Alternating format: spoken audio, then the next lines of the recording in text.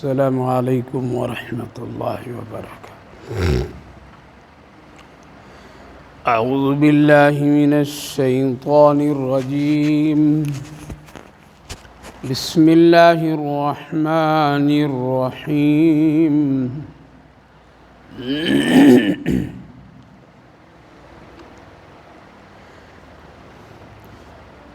وَلَوْ أَنَّ لِكُلِّ نَفْسٍ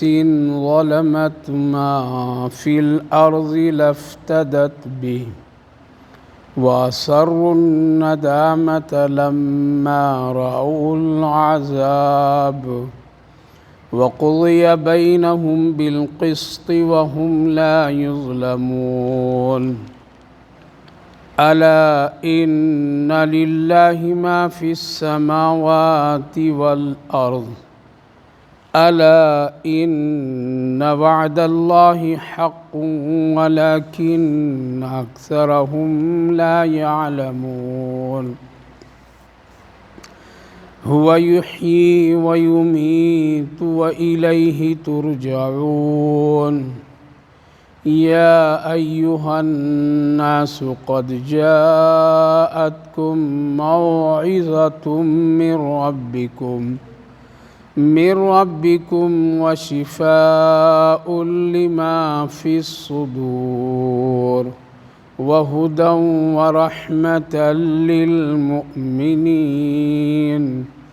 قل بفضل الله وبرحمته فبذلك فليفرحوا هو خير مما يجمعون۔ قل أرأيتم ما أنزل الله لكم من رزق فجعلتم منه حراما وحلالا، قل الله أذن لكم أم على الله تفترون۔ صدق اللہ العظیم۔ وَلَوْ أَنَّ لِكُلِّ نَفْسٍ ظَلَمَتْ مَا فِي الْأَرْضِ، اور ہر ایک نفس کے لیے اس کی وہ چیز جو کچھ اس نے اپنے نفس پر ظلم کیا ہے، زمین میں جتنی چیزیں ہیں وہ فدیے کے طور پر دے، پھر بھی وہ اللہ کی عذاب سے بچ نہیں سکتا ہے۔ وَأَسَرُّوا النَّدَامَةَ لَمَّا رَأَوُا الْعَذَابَ، اور شرمندگی ندامت اس وقت اس سے ہوگی جب وہ عذاب دیکھے گا، پھر فیصلہ کیا جائے گا اس کے درمیان، اس کے ساتھ انصاف کا اور ظلم نہیں کیا جائے۔ الا ان للہ، سنو بے شک اللہ ہی کے لیے وہ تمام چیزیں ہیں جو کچھ زمین اور آسمان میں۔ الا ان وعد اللہ حق، سنو بے شک اللہ کا وعدہ حق ہے، اکثر لوگ نہیں جانتے۔ هو یحیی ویمیت والیہ ترجعون، وہ اللہ جو زندگی اور موت کا مالک ہے، اسی کے طرف سارے لوگ، ساری چیزیں لوٹ کر جائیں گی۔ پیاری ماں اور بہنوں، اللہ رب العالمین کا شکر، اس کا احسان کہ اللہ تعالیٰ نے آپ سبھی کو قرآن کریم کی اس بابرکت مجلس میں حاضری کی توفیق عطا فرمائی ہے۔ اللہ تعالیٰ قبول فرمائے، آخرت کے لیے نجات کا ذریعہ بنائے، جو باتیں کہی جائے سنی جائے اس پر عمل کی توفیق نصیب فرمائے۔ گزشتہ مجلس میں چند باتیں عرض کی گئی تھیں، جن میں سے اہم بات یہ تھی کہ اللہ تعالیٰ نے قرآن کریم کو ہم سب کے آقا نبی اکرم صلی اللہ علیہ وسلم پر نازل فرمایا، اور یہ اللہ کا کلام ہے، اس میں کسی بھی انسان کا کوئی دخل نہیں ہے۔ اگر کوئی شک کرتا ہو یا اس قرآن کریم کو کسی غیر اللہ کی کتاب سمجھتا ہو، تو اللہ تعالیٰ نے فرمایا تھا کہ پھر اس کلام کی طرح ایک چھوٹی سی صورت بھی بنا کر کے لے آؤ، تم سب مل کر کے آؤ، سب مل کر کے بناؤ، لیکن کوئی بنا نہیں سکا ہے اور نہ بنا سکتا ہے۔ اس سے یہ بات بالکل واضح ہو گئی کہ قرآن کریم یہ اللہ کی کتاب ہے، اللہ کا کلام ہے، اس میں کسی طرح کوئی شک و شبہات کی گنجائش نہیں ہے۔ اس کے ساتھ ساتھ اور بہت ساری چیزیں بھی ضمناً ذکر میں آئی تھیں کہ انسان چاہے کتنا بڑا ہو دنیا کی نظر میں اور کتنا بڑا وہ طاقتور سمجھا جائے، لیکن نفع اور نقصان کا خود مالک نہیں ہے۔ اپنی ذات یعنی اپنے جسم و بدن کے نقصانات اور نفع کا بھی وہ مالک نہیں ہے۔ کب کیا ہو جائے، کس طرح سے نقصان اور کہاں سے آ جائے اور کب نفع ہو جائے، کب کیا چیز ہو جائے، انسان خود اپنے طور پر بھی با اختیار نہیں ہے، اور انسان کے پاس اس کا کوئی علم بھی نہیں ہے کہ کل کیا ہوگا اور اس عمل سے کیا نتیجہ برآمد ہوگا۔ اگر یہ ساری چیزیں ہوتی تو پھر انسانوں کو کبھی اس دنیا میں نقصان اٹھانا نہیں پڑتا۔ پتہ یہ چلا کہ غیب کا علم، کل کیا ہوگا، کیا ہونے والا ہے اور کیا تبدیلیاں آئیں گی، کس کو کیا نقصان، کس سے کیا فائدہ، یہ سب اللہ کے علم میں ہے۔ اور ہر ایک چیز اللہ رب العالمین نے ایک وقت سب کا مقرر کیا ہے، اسی وقت وہ ساری چیزیں وجود میں آتی ہیں۔ لہذا انسان کو وقت سے پہلے اور اپنی تقدیر سے زیادہ بھی حرص اور طمع نہیں کرنی چاہیے۔ نقصان پر صبر اور اچھائی پر شکر، نعمت پر شکر ادا کر کے زندگی گزارنی چاہیے۔ اس وقت جو آیت کریمہ پڑھا ہوں، اللہ رب العالمین نے فرمایا ایک دن سب کو جب آنا ہے اور اپنے گناہوں کا جب لوگ سامنا کریں گے تو اس وقت میں اپنے آپ کو لوگ کہیں گے کہ کاش کہ کچھ یہاں ہم دے کر کے اللہ کے عذاب سے ہم بچ جاتے۔ زمین میں جو چیزیں ہیں جو چھوڑا ہوں اور چھوڑ کر کے آیا ہوں، وہ زمین کی ساری چیزیں بھی اگر دینی پڑے تو ہم دے دیتے اور ہم اللہ کے عذاب سے بچ جاتے، لیکن اس وقت انسان کے پاس میں کچھ بھی نہیں ہے اور کوئی چیز کا وہ اختیار اس وقت نہیں رکھے گا۔ اس وقت اس سے ندامت، شرمندگی اٹھانی پڑے گی جب اللہ کا عذاب اپنی آنکھوں سے انسان دیکھے گا۔ لہذا وقت سے پہلے انسان کو اپنی آخرت آسان، خوبصورت، اپنی آخرت بہتر بنا لینی چاہیے تاکہ وہ شرمندگی کا وقت کا سامنا کرنا نہ پڑے۔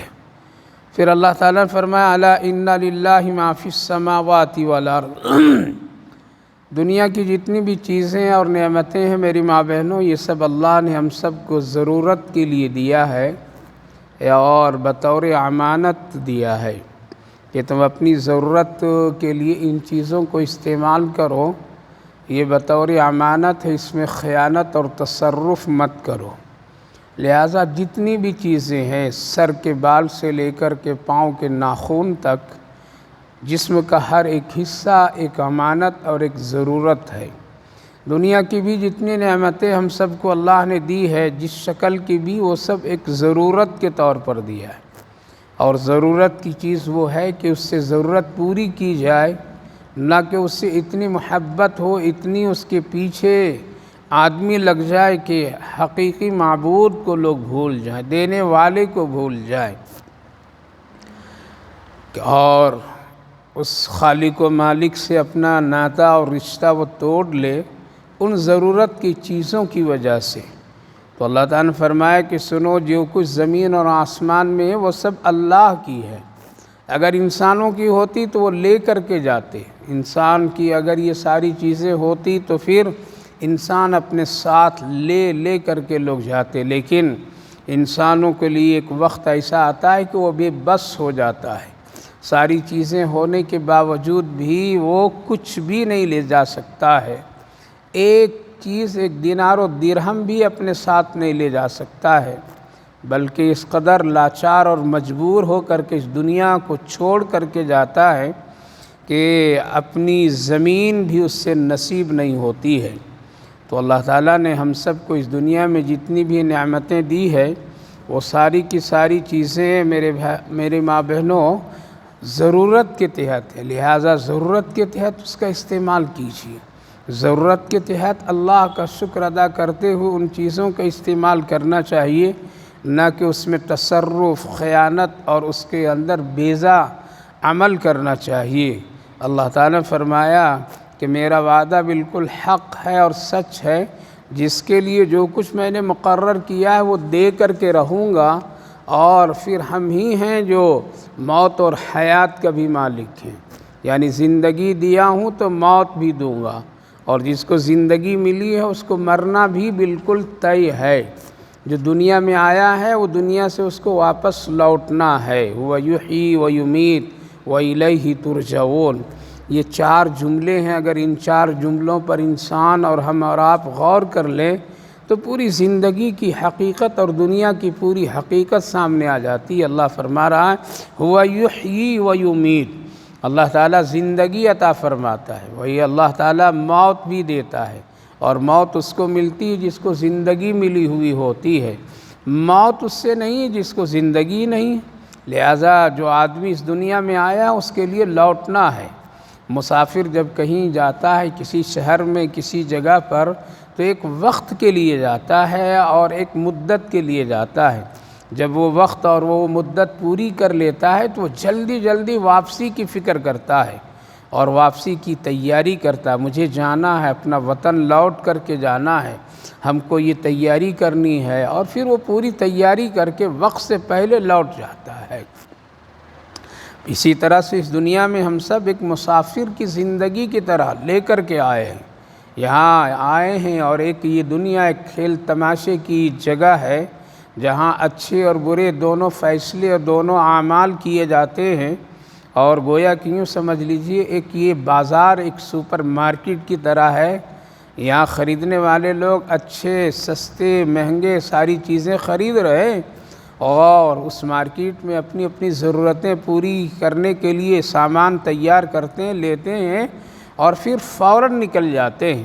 بس اسی طرح یہ دنیا ہے، اور پھر آخرت کی طرف سب کو لوٹ کر کے جانا ہے۔ وَيُحْيِي وَيُمِيتُ وَإِلَيْهِ تُرْجَعُونَ، سارے لوگوں کو، ساری چیزوں کو لوٹنا ہے، اور لوٹنا طے ہے۔ قرآن کریم میں دوسری جگہ اللہ رب العالمین نے ارشاد فرمایا ہے، تم چاہو یا نہ چاہو، طوعاً او کرہاً، تم پسند کرو آنا یا نہ پسند کرو آنا، ہم تو تم کو لے کر کے آئیں گے۔ لہٰذا آج دنیا میں دنیا دار لوگ کبھی بھی پسند نہیں کرتے ہیں کہ دنیا ہم سے نکل جائے یا دنیا کو ہم چھوڑ دیں، بلکہ دنیا کی محبت، دنیا کی ساز و سامان میں وہ مرنا نہیں چاہتے ہیں۔ اگر موت انسان کے اختیار میں تو کبھی بھی وہ نہیں مرتا، لیکن اللہ رب العالمین نے موت انسان کے اختیار میں نہیں دیا ہے۔ ہاں، جس کو دنیا سے اتنی محبت نہیں بلکہ ضرورت کے طور پر دنیا میں ہے، اور دنیا کی نعمتیں ساز و سامان استعمال کرتے ہیں اور اپنی آخرت بہترین اور خوبصورت بناتے ہیں، تو وہ ہمیشہ ہمہ وقت تیار رہتے ہیں، اور ہمہ وقت وہ آخرت کی سفر کے لیے بالکل تیار کھڑے رہتے ہیں۔ کب اللہ کا بلاوا آ جائے، کب اللہ ہم کو اپنے پاس بلا لے، کب ہماری وہ جنت ہمیں مل جائے، لہٰذا وہ فوراً چلنے کے لیے ہمہ وقت تیار ہوتے ہیں۔ ہمہ وقت دنیا میں اپنے معاملات کی صاف صفائی کر کے سوتے ہیں اور کر کے وہ جاگتے ہیں۔ کتنے ایسے اللہ والے ہیں اور کتنے ایسے لوگ گزر گئے کہ وہ جب سوتے تھے تو سب کے معاملات حل کر کے سوتے تھے، کس کو کیا دینا ہے، کس کو ناراض کیا معافی مانگ لیتے تھے، کیا گناہ کیا وہ اس سے اللہ سے معافی اور رجوع کر لیتے تھے، تاکہ پتہ نہیں سونے کے بعد پھر دوبارہ زندگی ملے یا نہیں ملے۔ وہ ہمیشہ تیار کھڑے رہتے تھے، زیادہ دیر نہیں کرتے تھے، کسی مسئلے کو زیادہ طول نہیں دیتے تھے۔ آج ہم لوگوں کی حالات ایسی ہے کہ ہم لوگ بالکل یہ سمجھتے ہیں کہ نہیں، اپنی مرضی سے ہم جائیں گے اور اپنی مرضی سے اس دنیا میں زندگی ہم گزاریں گے، لہذا چھوڑو، اگر کسی کا دل دکھایا کبھی معافی مانگ لیں گے، کبھی کسی کا لیا ہے تو کبھی دے دیں گے، ابھی نماز نہیں پڑھ رہے ہیں تو بعد میں پڑھ لیں گے، ابھی قرآن کی تلاوت نہیں تو بعد میں کبھی بوڑھے ہو جائیں گے کر لیں گے، ابھی یہ نیکیاں جوانی میں کرنا اچھا نہیں لگتا ہے، ابھی ہزاروں خواہشات ہے، ابھی ذرا موج و مستی کی زندگی گزارنے دو، جب بوڑھی ہو جائیں گے تب کر لیں گے۔ ہم لوگ یہ سوچ کر کے نیکیوں کو مؤخر کر دیتے ہیں، نیکی کے کام میں تاخیر کرتے ہیں اور گناہ میں عجلت اور جلدی کرتے ہیں، یہ سمجھتے ہیں کہ ہم اپنی مرضی سے مریں گے، ہم اپنی مرضی سے دنیا سے جائیں گے۔ ایسا نہیں ہے، بلکہ اللہ کب کس کو کہاں بلا لے، لہذا نیک لوگ جن کو اس دنیا سے بقدر ضرورت کا لگاؤ ہوتا ہے اور آخرت کی وہ ہمیشہ تیاری میں رہتے ہیں، تو ذرا بھی دیر نہیں کرتے کسی معاملے کو، یعنی اگر معاف کرنا ہے فوراً معاف کر دیتے ہیں، دینا ہے کسی کو دے کر کے معاملہ حل کر لیتے ہیں، نہیں تو پھر اس سے وقت لے لیتے ہیں، اس کی وصیت کر دیتے ہیں۔ ہمیشہ وہ توبہ اور استغفار کا عمل اپنی زندگی میں جاری اور ساری رکھتے ہیں، ذرا بھی دیر نہیں کرتے ہیں۔ ایک بزرگ کا واقعہ ہے کہ وہ حج میں گئے ہوئے تھے اور اپنے سامان ایک جگہ پر حرم پاک میں کہیں ایک تھیلے میں رکھ کر کے 2-4 جوڑے کپڑے ایک کسی لٹکانے والی جگہ پر میں کہیں وہ رکھ دیے تھے اور وہ تھیلا لٹکا کر کے چھوڑ دیے تھے۔ کوئی چوری کرنے والا آیا اور اس تھیلے کو اٹھا کر کے لے گیا، وہ اللہ والا بندہ وہ آیا اور آ کر کے دیکھا تو تھیلا وہاں پر موجود نہیں، لہذا وہیں بیٹھا۔ تھوڑی دیر بیٹھنے کے بعد میں وہ چور جو تھیلا لے کر کے گیا ہوا تھا وہ واپس لا کر کے وہیں لٹکانے لگا۔ یہ دیکھ کر کے مسکرائے اور کہا کہ کیا بیٹا تیرے لیے اس تھیلے میں کوئی ضرورت کی چیز نہیں تھی کیا؟ اگر کوئی ضرورت کی چیز تھی تو لے جاؤ، تم اس کا استعمال کرو۔ تو دیکھ کر کے وہ نوجوان چور شرمندہ ہوا اور کہنے لگا کہ کیا آپ ہی کا ہے؟ کہا کہ ہاں بیٹا میرا ہے، لیکن اگر تیرے لیے کچھ اس میں ضرورت کی چیز ہے تو لے جاؤ۔ کہا کہ نہیں میرے لیے کوئی ضرورت کی چیز نہیں، اسی لیے تو واپس کر دیا، اب اللہ کے واسطے مجھے معاف کر دو۔ وہ کہنے لگے کہ میں جس وقت میں اپنا تھیلا یہاں لٹکتا ہوا نہیں دیکھا اسی وقت میں نے معاف کر دیا تھا، کہ جو لے گیا اللہ میں اس سے معاف کر دیا، اے اللہ اس سے میں کوئی میرا معاملہ آخرت میں نہیں رکھیے گا، اے اللہ اس کو بلا کر کے میدان محشر میں میرا حساب کتاب مت کیجیے گا، اس کی ضرورت کی ہوگی وہ استعمال کر لیا، اللہ میں معاف کر دیا، میں ذرہ برابر بھی وقت اور ٹائم نہیں لگایا، معاف کر دیا تھا، بیٹا جاؤ تم خوشی خوشی۔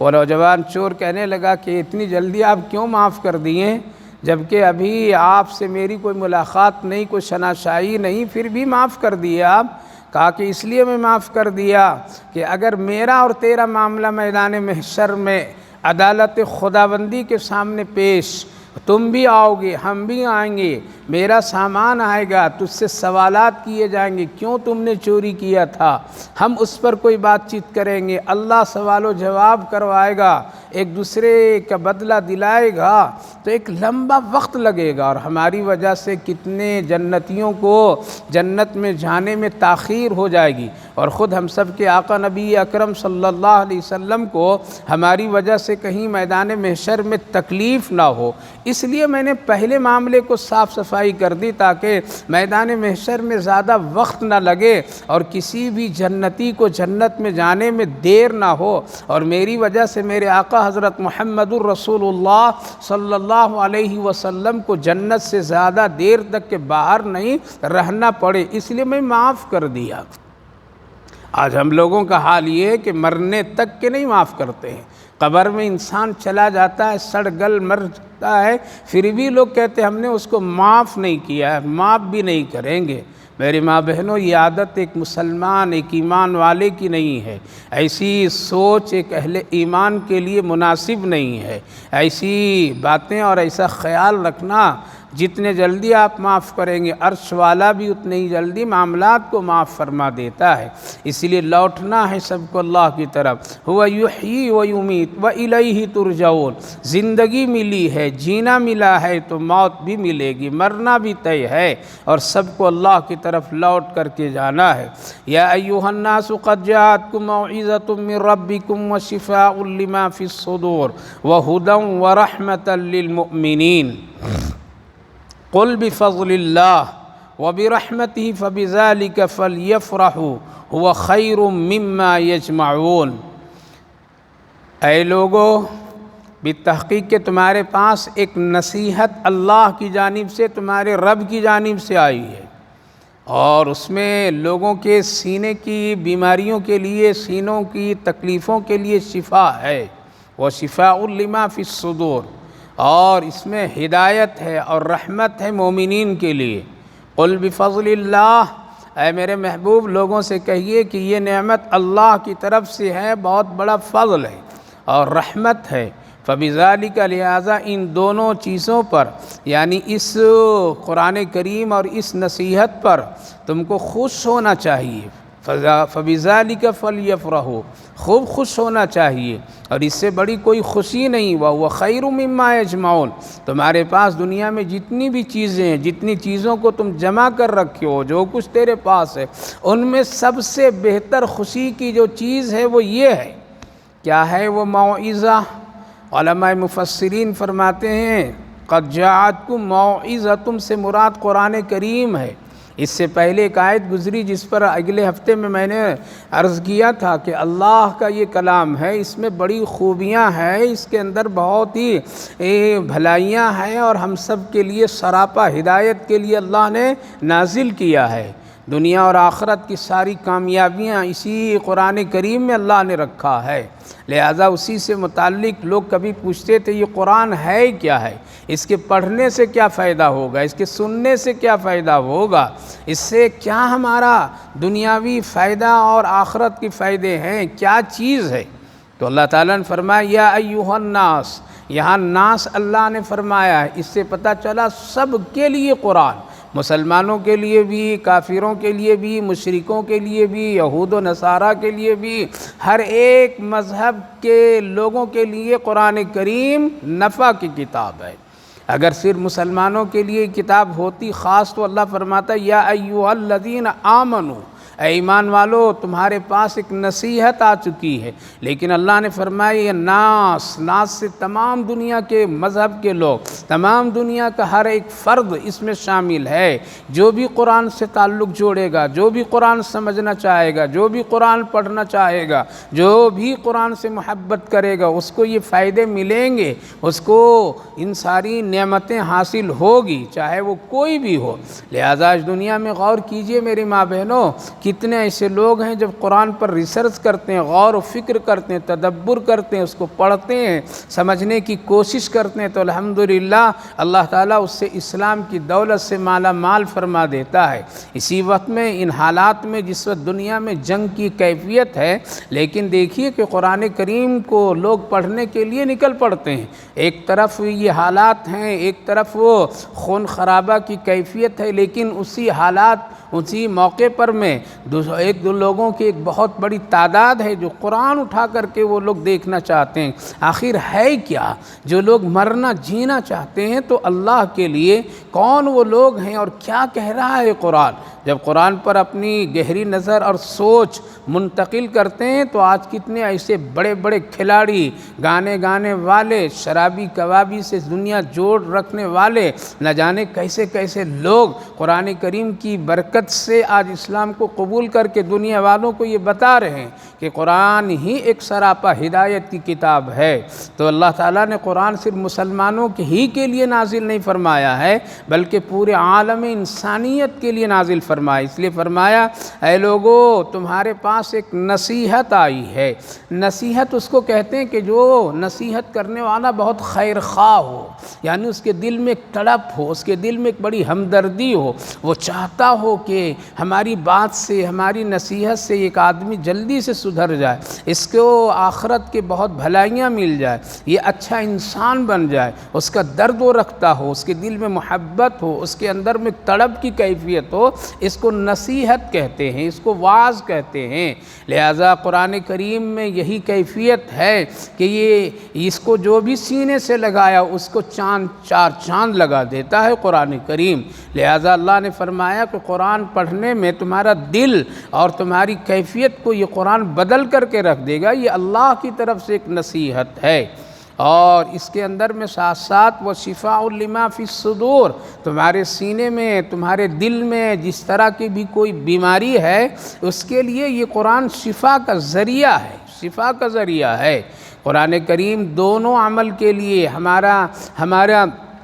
جسم جو ہے اس کے دو حالات ہیں، ایک روح اور ایک بدن، روح اور بدن، لہذا قرآن کریم دونوں کے لیے نفع کا ذریعہ ہے۔ بدن یہ گوشت پوش کی ہڈیاں، اور ایک ہے وہ روح،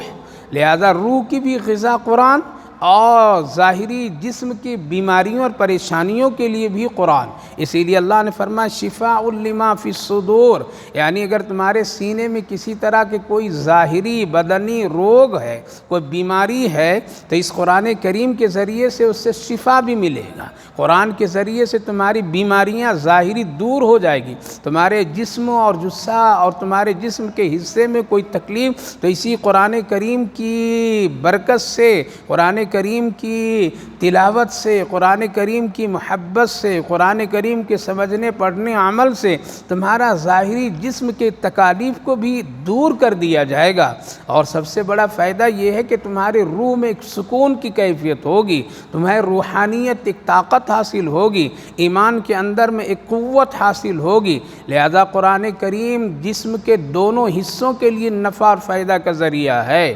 لہذا جو لوگ قرآن کریم کی تلاوت کرتے ہیں ان کی روح میں بڑی قوت ہوتی ہے، بڑی طاقت ہوتی ہے، ایمانی ایک حلاوت اور مٹھاس کی کیفیت ہوتی ہے، اس کی روح بہت ہی توانا اور مضبوط قسم کی ہوا کرتی ہے، کیونکہ قرآن کریم پورے جسم یعنی ظاہر اور باطن پر اپنا اثر ڈال دیتا ہے۔ اور ظاہری اعتبار سے اگر کوئی آدمی بیمار ہے تو قرآن کریم کی تلاوت کے ذریعے سے، قرآن کے پڑھنے کے ذریعے سے بھی اس سے شفا حاصل ہوتی ہے۔ لہذا قرآن دونوں کے لیے فائدہ ہے۔ اس لیے اس دنیا میں بہت ساری بیماریاں حالات اور وقت کے اعتبار سے آتی رہتی ہیں۔ صحابہ کرام کے سامنے نبی اکرم صلی اللہ علیہ وسلم نے ارشاد فرمایا قیامت تک اللہ تعالیٰ 3000 بیماریوں کو پیدا فرمائے گا، یعنی حالات جیسے جیسے آئیں گے، لوگ جس طرح سے گناہ کا عمل کرتے جائیں گے، جس طرح سے لوگ اپنے جسم کو اچھا بنانے کے لیے اس پر ریسرچ کریں گے، بیماریاں ڈھونڈیں گے اور صحت تلاش کریں گے، اسی طرح سے اللہ تعالیٰ حالات کے اعتبار سے بیماریاں بھی پیدا کرتا چلا جائے گا، جس کی تعداد پوری کی پوری 3000 ہے، اور 3000 بیماریوں میں سے صرف 1000 بیماریوں کا علاج انسانوں کے ہاتھ میں اللہ نے دیا ہے۔ جو لوگ پڑھ لکھ کر کے، تجربہ کر کے، ڈاکٹری کے ذریعے سے، حکمت کے ذریعے سے، جڑی بوٹیوں کے ذریعے سے کیسے کیسے وقت اور حالات پر اس کا علاج کر کے ٹھیک ٹھاک ہوں گے۔ لہذا صحابہ کرام رضوان اللہ عنہم اجمعین نے پوچھا یا رسول اللہ 1000 کی بیماریوں کا علاج، اس کے عمل اور اس کی تمام تجربات انسانوں کے ہاتھ میں اللہ رب العالمین دے گا، لیکن 2000 بیماریوں کا مسئلہ کیا ہوگا؟ 2000 بیماریاں جو ہوگی وہ اس کی دوا کیا ہوگی، اس کا علاج انسان کیسے کریں گے؟ ہم سب کے آقا نبی اکرم صلی اللہ علیہ وسلم نے ارشاد فرمایا 2000 بیماریوں کا علاج قرآن کریم میں اللہ نے رکھا ہے۔ لہذا قرآن کریم کے ذریعے سے 2000 بیماریوں کے علاج ہوتے رہیں گے، اور جو بیمار قرآن کریم سے اپنا علاج تلاش کرے گا، ڈھونڈے گا، لہذا قرآن کی برکت سے وہ 2000 بیماریاں شفا کے ذریعے سے اللہ اس کو ٹھیک کرتا رہے گا۔ اسی قرآن کی برکت کے ذریعے سے پتہ چلا کہ 2000 بیماریوں کا علاج اللہ نے اس قرآن کریم میں رکھ دیا ہے۔ کتنی خوش نصیبی کی بات ہے کہ آج یہ کتاب ہم سب کے گھروں میں ہے، آج یہ کتاب کے پڑھنے والے، جاننے والے، نام سننے والے مسلمان ہیں، اور قرآن کریم کو دیکھتے سنتے ہیں لیکن پڑھتے نہیں ہیں۔ وہ اپنی بیماریوں کا علاج دوا کے ذریعے سے کرنا پسند کرتے ہیں، دعا سے نہیں کرتے، صدقات و خیرات سے نہیں کرتے، تلاوت قرآن سے نہیں کرتے۔ اس لیے ہمارے اکابر و اسلاف نبی اکرم صلی اللہ علیہ وسلم کی سنت کے مطابق عمل بھی کر کے بتائے ہیں۔ لہذا ظاہری بیماری جو جسمانی بیماری ہوتی ہے اس کا بھی علاج قرآن کریم سے اللہ کے رسول صلی اللہ علیہ وسلم نے بتایا اور آپ عمل کر کے دکھائے۔ ایک صحابی رسول صلی اللہ علیہ وسلم حاضر خدمت ہوئے، یا رسول اللہ پیٹ میں درد ہے، آپ نے سورہ فاتحہ پڑھ کر کے دم فرمایا، یہ کیا؟ یہ قرآن سے علاج ہے۔ اسی طرح سے ایک صحابی آئیں، یا رسول اللہ میرے دماغ میں، میرے سر میں بہت درد ہے، آپ صلی اللہ علیہ وسلم نے آیت الکرسی پڑھ کر کے دم فرما دیے، یہ کیا ہے؟ یہ قرآن کریم کے ذریعے سے علاج ہے۔ اسی طرح سے حضرت علی رضی اللہ عنہ تشریف لائے، یا رسول اللہ میرے لیے فلاں فلاں پریشانی ہے، آپ نے قرآن کے وظائف بتائیں۔ 14ویں جز میں اللہ رب العالمین نے فرمایا، اے میرے محبوب، ہم نے آپ کو ایک بہت بڑی قیمتی نعمت دی ہے، اور وہ 7 آیتوں والی سورت دی ہے۔ 7 آیتوں والی سورت یعنی سورہ فاتحہ ہم نے آپ کو دیا ہے۔ جب آپ کے دل میں غم، جب آپ کو کوئی ظاہری اور باطنی پریشانی، یا آپ کو کسی طرح سے کوئی تکلیف کا سامنا کرنا پڑے، اس وقت آپ کثرت سے سورہ فاتحہ کی تلاوت کیجئے، آپ کے غم دور ہو جائیں گے، آپ کا دل مطمئن ہو جائے گا، آپ کے دلوں کے اندر میں سکون کی کیفیت سورہ فاتحہ کی تلاوت کے ذریعے سے حاصل ہو جائے گی۔ لہذا میرے ماں بہنوں، قرآن کریم میں اللہ رب العالمین نے آج اتنی بیماریوں کی علاج اور شفا رکھ دیا ہے۔ آج ہم لوگ غافل ہیں، ہم لوگ آج غیر غلط طریقوں سے اپنی بیماریاں اور اپنی پریشانیوں کو حل کرتے ہیں، لیکن اگر قرآن کریم کو بھی ترتیب سے اگر ایک آدمی تلاوت کرے، روزانہ اپنی زندگی کا ایک معمول بنا لے، ہم کو روزانہ کم سے کم 30 آیت پڑھنی ہے، 40 آیت کی قرآن کی تلاوت کرنی ہے، یا ہمیں اتنی آیتوں کی تلاوت کرنی ہے، اگر روز بھی ترتیب سے قرآن کریم کی آیت وہ تلاوت کرتا رہا تو انشاءاللہ جو بلائیں مصیبتیں آنے والی ہوگی یا آ گئی ہوگی، اللہ رب العالمین ان قرآن کریم کی تلاوت کی برکت سے اسے صحت اور عافیت عطا فرمائے گا۔ اس لیے سورہ رحمان ہے، سورہ یاسین ہے، سورہ ملک ہے، یہ ساری سورتوں کے بڑی بڑی فضیلتیں ہیں، بڑی بڑی فضیلتیں ہیں۔ اسی لیے نبی اکرم صلی اللہ علیہ وسلم نے ارشاد فرمایا، اپنا علاج تم قرآن سے تلاش کرو، قرآن کریم کی تلاوت میں ڈھونڈو۔ لہذا اللہ نے فرمایا روحانی یہ ہے کہ تمہارے ایمان میں ایک تازگی آئے گی، ایمان کے اندر ترقی ہوگی۔ قرآن کریم میں ایک جگہ اللہ رب العالمین نے ارشاد فرمایا ہے، وَإِذَا مَا أُنزِلَتْ سُورَةٌ نَزَلَ بِهَا وَإِنَّمَا الْمُؤْمِنُونَ الَّذِينَ إِذَا ذُكِرَ اللَّهُ وَجِلَتْ قُلُوبُهُمْ وَإِذَا تُلِيَتْ عَلَيْهِمْ آيَاتُهُ زَادَتْهُمْ إِيمَانًا۔ اللہ رب العالمین نے فرمایا جو قرآن کریم کی تلاوت کرتا ہے، قرآن کریم کو جو پڑھتا ہے، قرآن کریم کو جو سنتا ہے، قرآن کریم کی تلاوت کی جو عادت لگا لیتا ہے گویا کہ، تو اس کا ایمان قرآن کریم کی برکت سے بڑھ جاتا ہے۔ قرآن کریم کی تلاوت کی برکت سے ایمان میں طاقت اور قوت کی کیفیت پیدا ہوتی ہے، کیونکہ ایمان بھی کبھی گھٹتا اور بڑھتا ہے۔ اس لیے قرآن کے ذریعے سے اپنے ایمان کو مضبوط کیجئے، قرآن کی تلاوت کی عادت بنا لیجئے اپنی زندگی میں، یہ دنیا کے لیے بھی بہتر ہے اور آخرت کے لیے بھی بہتر ہے۔ اسی لیے حدیث پاک میں نبی اکرم صلی اللہ علیہ وسلم نے ارشاد فرمایا، آخرت کے لیے تم 4 ساتھی اور اپنا دوست بنا لو۔ ایک اپنی نماز کی اہتمام، نماز کی پابندی کر لو، یہ تمہاری موت کے وقت ساتھی ہوگا، قبر کی تنہائی میں تمہارے لیے ساتھی ہوگا۔ دوسری بات، اللہ کے رسول صلی اللہ علیہ وسلم نے ارشاد فرمایا قرآن کریم کی تلاوت خوب کثرت سے کیا کرو، قرآن کی تلاوت کا عادت بنا لو، یہ قرآن کریم تمہارے موت کو آسان کر دے گا۔ اسی لیے جب کوئی مرنے والا ہوتا ہے تو آپ سب خوب اچھی طرح جانتی ہیں، جلدی جلدی آؤ، سورہ یاسین پڑھو، سورہ یاسین کی تلاوت اس کے قریب کرو تاکہ اس کی روح آسانی سے نکل جائے۔ مرنے والا تو زندگی میں کبھی سورہ یاسین پڑھا نہیں، کبھی سنا نہیں، کبھی دیکھا نہیں، قرآن پہ ہاتھ نہیں لگایا، آج اس کے ارد گرد بیٹھ کر کے لوگ سورہ یاسین پڑھ کر کے اس کے مرنا آسان بنانا چاہتے ہیں۔ سوچئے جو آدمی مرنے سے پہلے کبھی قرآن سے لگاؤ، جو مرد عورت کبھی قرآن پر ہاتھ نہیں لگایا ہو، پڑھا نہیں ہو، آج اس کے ارد گرد بیٹھ کر کے ماں بہنیں یا گھر والے، رشتہ دار والے سورہ یاسین پڑھ کر کے اس کے مرنے کا آسان آسان بنانا چاہیں گے تو کہاں سے ہوگا؟ اس لیے زندگی میں زندہ رہتے ہوئے قرآن پڑھ لیجئے تاکہ موت آسان ہو جائے۔ نبی اکرم صلی اللہ علیہ وسلم نے ارشاد فرمایا قرآن پڑھا کرو، قرآن کی تلاوت کیا کرو، مرنا تیرا آسان ہو جائے گا، یعنی روح تمہاری آسانی کے ساتھ نکلے گی، کلمے پر تیرا خاتمہ ہوگا۔ کسی کا محتاج مت بنیے کہ سورہ یاسین وہ پڑھ دیں گے قریب میں آ کر کے تو میری روح اور کلمے پر میری روح نکلے گی۔ میری ماں بہنوں روز عادت بنائیے، گھنٹوں گھنٹوں موبائل دیکھتے رہتی ہیں آج کی عورتیں، گھنٹوں گھنٹوں آج کی لڑکیاں موبائل پر اپنی زندگی گزار رہی ہیں، گھنٹوں گھنٹوں ہمارے بچے قرآن کو چھوڑ کر کے موبائلوں پر اپنا وقت اور اپنی ساری زندگی کی تباہی و بربادی مچا رہے ہیں۔ لیکن ان سے پوچھا جائے کہ سورہ یاسین آج ہوئی، قرآن کی تلاوت کیا 10 آیتیں، لیکن نہیں کوئی نہیں۔ لہذا اتنی غفلت نہ رہیے کہ موت سخت ہو جائے۔ اس لیے نبی اکرم صلی اللہ علیہ وسلم نے ارشاد فرمایا آخرت کے لیے 4 ساتھی اسی دنیا میں بنا لو،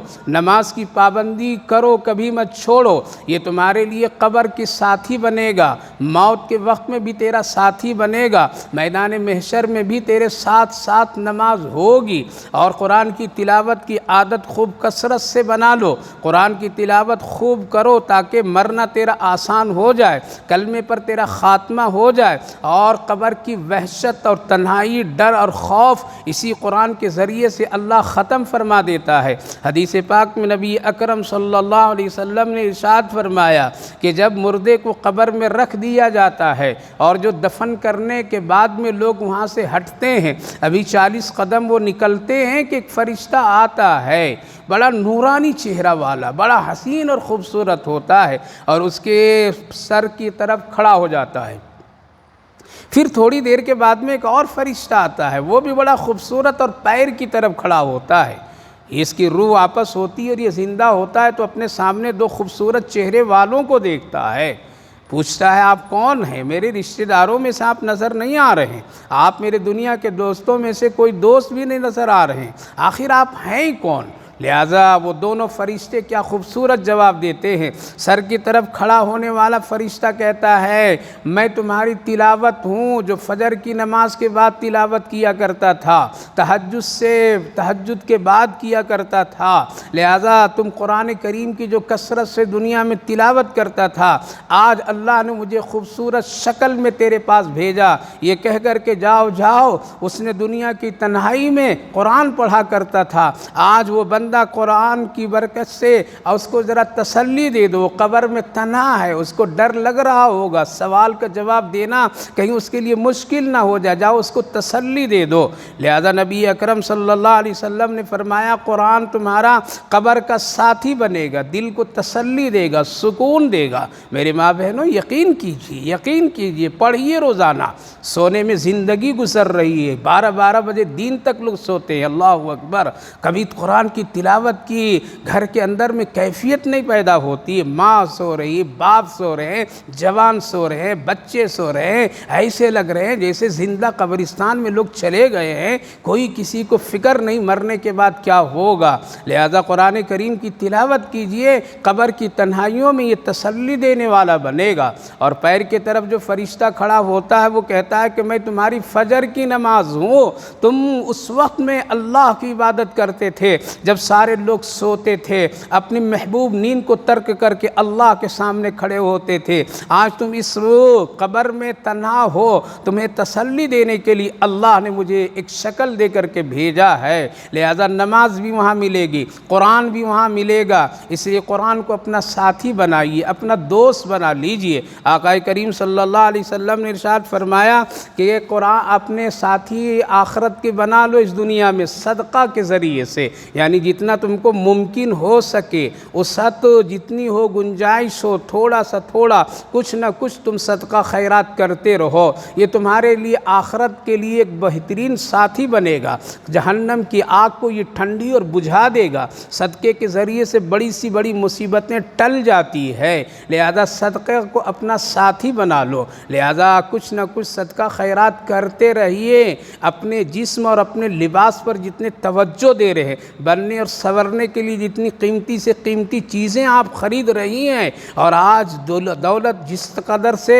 لوگ خرچ کر رہے ہیں چند کپڑوں پر اپنے لباس اور اپنے جسم جثہ کو خوبصورت بنانے کے لیے، اللہ اکبر، لیکن صدقہ خیرات کرنے سے وہ محروم ہے، کبھی بھی ان کے دل میں صدقہ خیرات کی نیت تک نہیں ہوتی ہے۔ وہ سمجھتے ہیں کہ اگر یہ ایسا کر لوں گا تو میں غریب اور فقیر بن جاؤں گا، لہذا صدقہ کو اپنا دوست اور اپنا ساتھی بنائیے، تاکہ کل پریشانیاں جو قبر میں، میدان محشر میں، جہنم کی آگ کی تیزی میں جو اچھال آئے گا، یہ صدقے کی برکت سے اللہ ٹھنڈی کر دے گا، قبر کی وحشت کو دور کر دے گا، میدان محشر میں خوشیاں اور سکون عطا فرمائے گا۔ اللہ کے رسول صلی اللہ علیہ وسلم نے ارشاد فرمایا، ایک اور ساتھی بنا لو، ذکر اللہ، یعنی اللہ کو کثرت سے یاد کیا کرو، یعنی صبح و شام اللہ کو یاد کیا کرو۔ آپ اگر ایک فون جس کو روز کرتے ہیں، اگر خدا نخواستہ ایک دن اگر چک جائے، آپ کے دل میں ایک عجیب پریشانی آتی ہے، اللہ اللہ،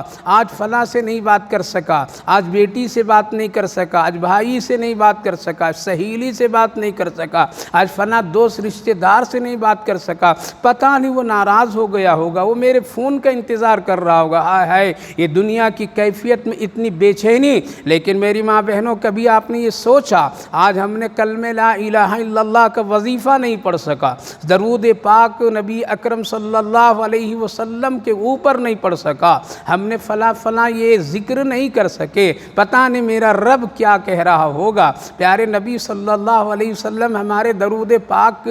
کا اگر انتظار کر رہے ہوں گے تو پھر نبی کیا سوچ رہے ہوں گے؟ فرشتہ آ کر کے واپس چلا گیا ہوگا، سبحان اللہ کی تسبیح ہماری زبان سے نہیں سنا ہوگا، کبھی دل میں یہ بے چینی اور یہ کیفیت نہیں پیدا ہوتی ہے۔ جس دن آپ کی روح میں یہ تڑپ آ جائے کہ ذکر کے بغیر ہمارا دن نہیں شروع ہوگا، ذکر کے بغیر ہمارے شام نہیں ہوں گے، قسم خدا کی اللہ آپ کی زندگی میں برکت رحمت عطا فرما دے گا۔ لہذا یہ چار ساتھی ڈھونڈ لیجئے، بنا لیجئے، نمازوں کی پابندی، قرآن کی تلاوت، صدقہ خیرات کی عادت، ذکر اللہ کی کیفیت، یہ چار ساتھی اس دنیا میں بنائیے، آخرت آسان ہو جائے گا۔ لہذا قرآن کریم کی تلاوت کے ذریعے سے روح بھی اچھی ہوتی ہے اور جسم بھی اچھا ہوتا ہے، یعنی جسم کی بیماریاں ختم ہو جاتی ہے۔ اسی لیے اکابر بزرگان دین فرماتے ہیں، سورہ فاتحہ پڑھ کر کے سویا کرو، قل اعوذ برب الفلق اور ناس پڑھ کر کے سویا کرو،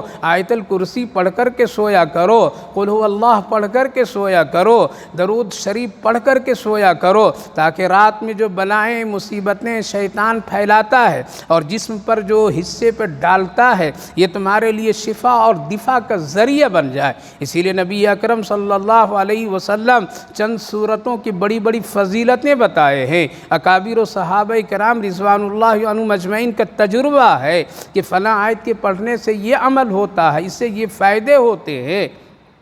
لہذا قرآن کو جس طرح اللہ نے فرمایا تمہارے لیے نصیحت بھی ہے اور تمہارے لیے بیماریوں کے لیے شفا ہے، شفاء لما فی الصدور وہدی ورحمۃ للمؤمنین۔ اس قرآن کریم کے ذریعے سے تم صحیح راستہ پکڑ لو گے، صحیح راستے پر چلو گے، یہ ہدایت کا راستہ بتائے گا، یہ جنت کا راستہ بتائے گا، اللہ تک پہنچائے گا، رسول اللہ صلی اللہ علیہ وسلم تک لے جائے گا، نیکی کا راستہ یہ دکھائے گا۔ لہذا آج قرآن کریم ایک ایسی کتاب ہے جو بھی اس کے قریب آیا اس کو ایک ایسی روشنی عطا کر دیتا ہے اللہ تعالیٰ کہ اس کے ذریعے سے اس کی زندگی دنیا اور آخرت دونوں بن جاتی ہے۔ وَرَحْمَةٌ لِّلْمُؤْمِنِينَ، قرآن کریم کے ذریعے رحمت ہے مومنوں کے لیے، یہ قرآن سراپا رحمت ہے۔ قرآن پڑھنے والے پڑھانے والے بہت ہی نرم دل ہوتے ہیں، ان کے دلوں میں اللہ ایک شفقت کی کیفیت پیدا فرما دیتا ہے۔ قرآن کریم کی تلاوت اور قرآن کریم کے پڑھنے والوں پر اللہ کی خاص رحمتیں نازل ہوتی ہے، دنیا میں بھی اور آخرت میں بھی۔ اسی لیے آقا کریم صلی اللہ علیہ وسلم نے ارشاد فرمایا، خیرکم من تعلم القرآن وعلمہ، میرے نزدیک سب سے بہترین آدمی وہ ہے جو قرآن پڑھتا ہے پڑھاتا ہے۔ خیرکم من تعلم القرآن وعلمہ۔ لہذا دنیا میں بڑی بڑی تعلیم حاصل کر لے لوگ، ڈگریاں حاصل کر لے لوگ، عہدے حاصل کر لے لوگ، مرنے کے بعد میں میں ان کی کوئی حیثیت اس تعلیم کی نہیں ہوتی ہے، لیکن اگر ایک حافظ قرآن ہوتا ہے جس کے سینے میں قرآن اللہ رب العالمین عطا فرما دیتا ہے، پھر اس کے لیے تو رحمت ہی رحمت ہے۔ حدیث پاک میں قبر کو یہ حکم دیا جاتا ہے اس حافظ قرآن کے جسم کو ذرہ برابر بھی کسی طرح نقصان نہیں پہنچانا۔ فرشتے بھی آتے ہیں تو حافظ قرآن ہی کہہ کر کے اس کو اٹھاتے ہیں۔ تو رحمت للمؤمنین، مومنوں کے لیے رحمت ہے، محبت ہے، اس میں شفقت ہے، ہمدردی ہے۔ لہذا اللہ رب العالمین نے فرمایا قل بفضل اللہ، قرآن جس کو مل گیا اللہ کا فضل مل گیا، قرآن جس کو مل گیا اللہ کی طرف سے بڑا انعام مل گیا، قرآن سے جو جڑ گیا وہ بہت بڑا انعام حاصل کر لیا، قرآن سے اپنی زندگی کو جس نے وابستہ کر دیا اللہ کو اس نے راضی کر لیا، وہ بھی رحمتی، اور سراپا رحمت ہے۔ قرآن کریم مفسرین یہاں فرماتے ہیں بفضل اللہ سے مراد قرآن ہے، یعنی اللہ کا کلام، وبرحمتہ سے مراد نبی اکرم صلی اللہ علیہ وسلم کی ذات مبارک، آپ کی سیرت پاک، آپ کی پاکیزہ زندگی مراد ہے۔ اس لیے اللہ تعالیٰ نے قرآن کریم میں آپ کے سلسلے میں ارشاد فرمایا وَمَا أَرْسَلْنَاكَ إِلَّا رَحْمَةً لِلْعَالَمِينَ، کہ نبی اکرم صلی اللہ علیہ وسلم پورے عالم کے لیے رحمت ہیں۔ لہذا قرآن اور حدیث میں ہماری اور آپ کی جو کامیابی ہے، اسی لیے اللہ کے رسول صلی اللہ علیہ وسلم نے ارشاد فرمایا ہم تمہارے درمیان دو چیزیں چھوڑ کر کے جا رہے ہیں، ایک قرآن اور ایک اپنی زندگی۔ حضرت ام المومنین عائشہ صدیقہ رضی اللہ عنہا سے کسی نے آ کر کے پوچھا کہ نبی کی کوئی خاص عادت بتائیے، تو آپ ام المومنین فرمانے لگی کیا قرآن نہیں پڑھتے ہو؟ جو قرآن ہے وہ محمد الرسول اللہ کی زندگی ہے۔ تو میری ماں بہنوں، قرآن کریم میں اللہ رب العالمین نے نبی پاک علیہ السلام کی خوبصورت زندگی کا بھی تذکرہ کیا ہے۔ لہذا بفضل اللہ سے مراد قرآن ہے، وہ برحمتی سے مراد نبی اکرم صلی اللہ علیہ وسلم کی سیرت پاک ہے۔ اسی میں ہماری اور آپ کی کامیابی ہے، ان دونوں چیزوں میں ہماری آخرت اور دنیا کی بھلائی ہے۔ اللہ فرمائے فَبِذَلِكَ فَلْيَفْرَحُوا، یہ نعمت جس کو مل جائے، قرآن جس کو مل جائے، نبی کی زندگی جس کو مل جائے، نبی کی سیرت جس کو مل جائے، نبی کی سنت جس کو مل جائے، قرآن پڑھنا جس کو مل جائے، قرآن کی توفیق کسی کو مل جائے، اس سے بڑی کوئی خوشی کی نعمت نہیں ہو سکتی ہے، اس سے بڑی اور کوئی نعمت نہیں۔ فَبِذَلِكَ فَلْيَفْرَحُوا، اس کو تو بہت خوش ہونا چاہیے ان چیزوں سے جو دنیا میں وہ جمع کر رکھا ہے، اس سے بہتر چیز خوشی کی یہ ہے۔ لہذا آج غور کیجئے، دیکھیے ہم جیسے اور بہت سارے ایسے علماء حفاظ کرام جس کے پاس نہ رہنے کا صحیح گھر، نہ کوئی ایسی ساز و سامان دنیا کی نعمتیں، نہ بینک بیلنس ان کے پاس میں بہت زیادہ، نہ ان کی چہل پہل اور ان کے بچوں کی خوشیاں، آرام دہ کوئی چیزیں، لیکن وہ خوش اس بات کر ہے کہ اس کے پاس قرآن ہے، وہ قرآن کی تلاوت کرتے ہیں اور قرآن اس کی زندگی میں ہے، اس لیے بڑی خوشی ہے، بڑی خوشی ہے۔ دنیا کچھ رہے یا نہ رہے، قرآن اگر مل گیا تو بہت بڑی چیز مل جاتی ہے، اس کو تو خوش ہونا چاہیے، اللہ کا شکر ادا کرنا چاہیے۔ وہ خیر مما یجمعون، جو کچھ تم دنیا میں جمع کر رکھے ان سے بہتر چیز قرآن ہے، اس میں تمہیں خوش ہونا چاہیے۔ خلاصہ یہ میری ماں بہنوں کہ قرآن سے اپنی زندگی کو جوڑیے، ظاہری بیماری بھی ٹھیک ہو جائے گی اور روحانی بیماریاں بھی ٹھیک ہو جائے گی، دلوں سے حسد بغض سب نکل جائیں گے اور روح کے اندر میں تازگی کی کیفیت قرآن کریم سے پیدا ہوگی۔ اس لیے روز تلاوت کیجئے، روزانہ قرآن کریم کے سلسلے میں اپنے آپ کو بہت بیدار مغز رہیے اور ہمیشہ اس سے اپنے تعلقات کو جوڑے رہیے۔ نبی اکرم صلی اللہ علیہ وسلم کی سنتوں پر خوب عمل کرنے کی کوشش کیجئے، انشاءاللہ ان دونوں نعمتوں کے ذریعے سے بڑی خوشی ہوگی، یہاں بھی وہاں بھی۔ فَلْيَفْرَحُوا وَخَيْرٌ مِّمَّا يَجْمَعُونَ، اس کے ساتھ ساتھ میں دنیا میں جب آئے ہیں تو دنیا سے جانا بھی ہے، جانے کی بھی تیاری بہتر سے بہتر آدمی کو کر لینا چاہیے اور وہاں کا سفر بہت آسان بنا لینا چاہیے اور وہاں کے سفر کی تیاری اپنی حیثیت سے بہتر کر کے اپنی تیاری کر لینا چاہیے، اس لیے کہ یہاں ہمیشہ کوئی نہ رہا ہے نہ کوئی رہے گا اور نہ کسی کو رہنے کی طاقت ہے۔ لہذا اللہ رب العالمین کی یہ زمین بھی آسمان بھی، یہ ساری نعمتیں ہم سب کو بقدر ضرورت کے لیے دیا ہے، ضرورت کے مطابق اس کو استعمال استعمال کیجئے، اس میں اتنا گھل مل مت جائیے کہ جس سے بنانے والے خالق و مالک سے رشتہ ناتا ٹوٹ جائے۔ لہٰذا قرآن کو اپنا ساتھی بنائیے، نمازوں کی پابندی کیجئے، حسب استطاعت صدقہ خیرات کیجئے، ذکر اللہ کی کیفیت اپنے اندر پیدا کیجئے، ہمیشہ صبح و شام کلمہ طیبہ اور اس کے ساتھ درود شریف، اس کے ساتھ سبحان اللہ، الحمدللہ اور لا حول ولا قوت، ان سارے کلمات بابرکت جس کی بڑی بڑی فضیلتیں ہیں، اس کو پڑھا کیجیے۔ وظیفے کی شکل میں انشاءاللہ آپ کا نام ذاکرین میں شمار کیے جائیں گے۔ اللہ آپ سب کو توفیق عطا فرمائے، دنیا اور آخرت کی پوری پوری بھلائیاں نصیب فرمائے۔ اللہم صلی علی سیدنا نبینا حبیبنا مولانا محمد وبارک وسلم علیہ۔ ربنا آتنا فی الدنیا حسنة وفی الآخرة حسنة وقنا عذاب النار۔ اللہم رب اغفر وارحم وانت خیر الراحمین، یا ارحم الراحمین، یا اکرم الاکرمین، یا غفور الرحیم۔ اے اللہ تو ہی ہم سب کا خالق ہے، مالک ہے، پوری کائنات کا مالک و بادشاہ آپ ہی ہیں، زمین اور آسمان کو پیدا کرنے والے آپ ہیں، آپ ہی کے حکم کے مطابق ساری چیزیں عدم سے وجود میں آتی ہے۔ اے اللہ تو بہت بڑا کریم رحیم ہے کہ ہم سب پر رحم و کرم کا فیصلہ فرماتا ہے۔ ہم سب جان بوجھ کر کے گناہ کرتے ہیں، تیری نافرمانیاں کرتے ہیں، پھر بھی تو اپنے کرم و رحم سے ہم سب کو کھلاتا ہے، پلاتا ہے، زندگی کے باغ و بہار سب عطا فرماتا ہے۔ اے اللہ ہم سب کو شکر ادا کرنے کی توفیق نصیب فرمائیے، اور شکر میں سب سے بڑی جو چیز ہے نافرمانیوں سے بچائیے، گناہوں سے بچائیے، چھوٹے بڑے ہر طرح کے گناہ سے ہم سب کی پوری پوری حفاظت فرمائے، ماں بہنوں بچے بچیاں سب کی حفاظت فرمائیے۔ یا ارحم الراحمین نیکیوں کی توفیق عطا فرمائیے، قرآن سے ہم سب کی زندگی کو جوڑ دیجیے، نمازوں کا پابند اور اہتمام کرنے کی توفیق نصیب فرمائیے، حسب استطاعت صدقہ خیرات کی توفیق نصیب فرمائیے۔